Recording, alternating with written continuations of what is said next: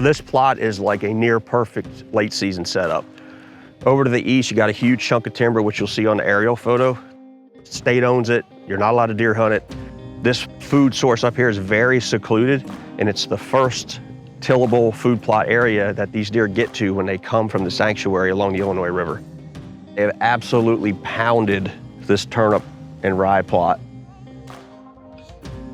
You see that white building way out there on the horizon? Everything between here and there is that sanctuary where there's no deer hunting. If you look down this logging road that we put in, it attaches to the railroad tracks, and the pipeline is just this side of it. And that gas line is where you'd have easement to come in from Bureau Junction. You could walk right down those railroad tracks and then come up this little skidder trail that we put in and pop right up in the back side of that plot. We're headed south off the food plot area down this new road. Killer intersection right here. You got an old tree stand that's been here forever. That's a pretty good indication. This little side trail goes across the top of that hog's back, and then this road splits and goes down into the main bottom. And we got looking at that bottom when we were first in here like last winter, and we're like, man, this is a really good spot and there's a lot of deer sign in here, but it's gonna be super hard to hunt because it was such a steep bottom and there were so many little feeder drainages coming in there, and that's where your wind gets weird in those type places. You just kind of never know. There's no consistency with the wind. You can't really plan anything. So we took an area like that, that's a very hard area to hunt anyway, and we went ahead and cut the timber harder out of it. That best use for that part of the property is to be a sanctuary, kind of safe haven for those deer. Make that a thicket down in there since you're not gonna hunt it anyway. We're gonna go down here and take a look at it and show you how these roads feed in and out of here, and take a look at the middle part. This main road, I mean, you can see it, you could drive a 10, 12-foot disc up this road in a tractor if you wanted to.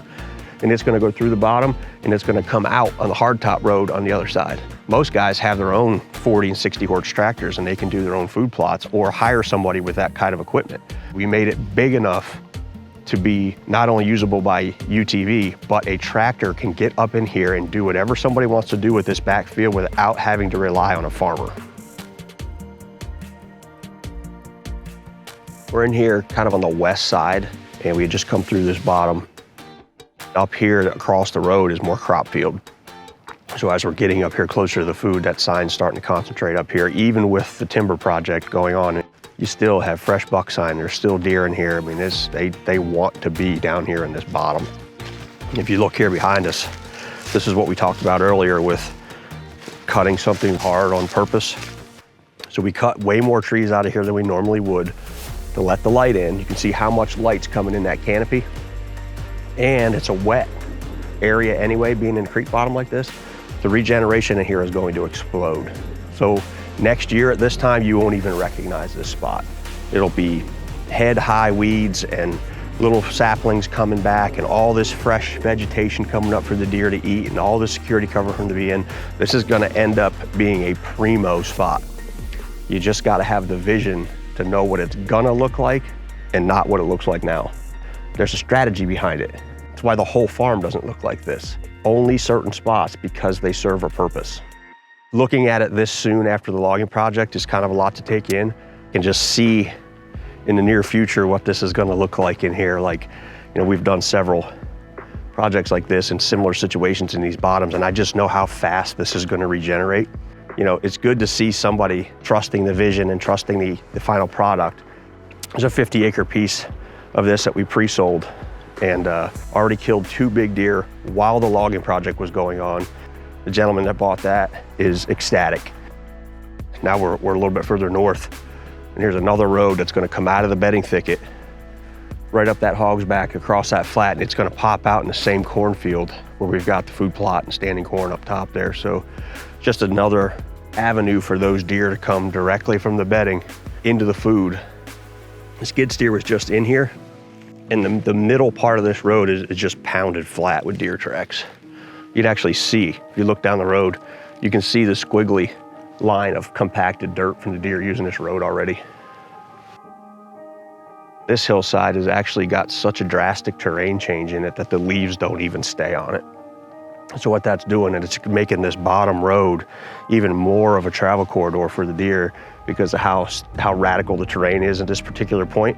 But it's also doing the same on the top side of that terrain feature, which happens to be the inside corner of that cornfield.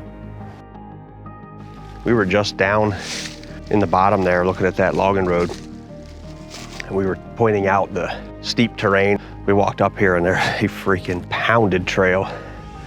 I can actually see a giant rub up here we're gonna go check out, but you know, the terrain makes these deer do a certain thing. And when you have property that has a little bit of radical terrain change on it, it sometimes makes that farm easier to hunt because it limits the place that the deer want to travel.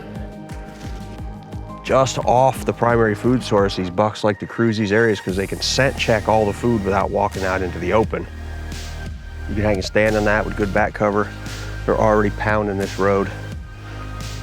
15-yard shot to the road, 15-yard shot to that internal trail that comes across this rim.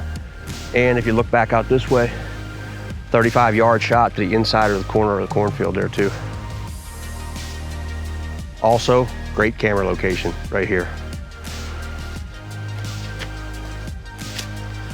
One good thing about this tillable field that we're getting ready to walk out into, the size. Like, this isn't just a little postage stamp area food plot that you have. This is a legitimate field. Whatever somebody does here food plot wise, you better make it big because it's gonna get pounded. And if you don't leave enough for these deer, you're not gonna have any December or January hunting back here. So back in late summer, we hung a stand back in here on this little flat. It's like a steep cliff comes up and a drainage comes up and everything gets pinched into one place. And I'm sure that that trail with the big rub on it probably wraps around and plugs into this as well. Super high probability spot during the rut. You know, we're educated on these pieces, educated on neighbors, educated on access, been a part hands-on to the strategy, hunted them, most of them ourselves. So when you buy a piece of ground that the Whitetail Group has developed, you're getting all of that knowledge and all of the research and all of the strategy is looped into the package that you're purchasing. All the deer coming out of the sanctuary on the river, when they head this way for food, they pop up and over top of this little saddle here. It's very secluded. There's two big trails that come through here, and it leads this way into the bottom, and then they can follow this ridge top and it flows right into the food plot area. One of the unique things about this area besides that sanctuary is when we get a lot of rainfall in the fall, all of those deer come up onto this bluff.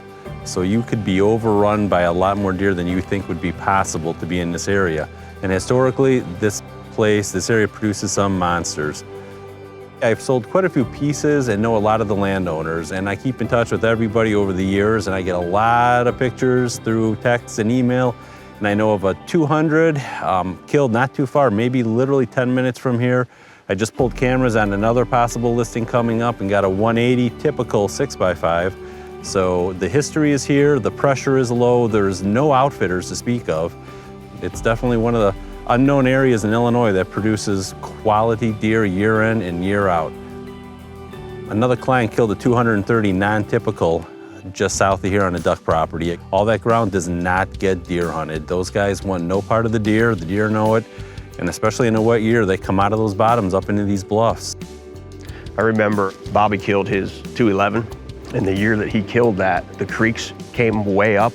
It flooded all the bottoms. Oh yeah. And I think that deer was living in the bottoms, and Bobby was hunting on high ground, and that deer came up out of the flooded bottoms, and he shot him the day that the creeks were flooded. So similar scenario, you could have deer that have no reason to come out of those bottoms because of the sanctuary, they have everything they need, but when that river floods, that's probably a pretty key time to be hunting a property like this. Yep, and late season, all that food, all that duck food gets eaten up by the birds. The geese, the ducks, they can clean that out before season is over. And if you've got good winter feed up on top, all those deer are gonna come this way regardless of how wet or not it is. We are on the west side of the property. We've got about a half-acre clearing right here, which is set up for parking, and it's also gonna be a perfect little cabin site. We're right off of a hardtop road with electricity available. It's non-intrusive to the hunting, and there are trails leading from here to get deeper into the timber. Toby and myself are available anytime for questions, and also available 7 days a week for showings.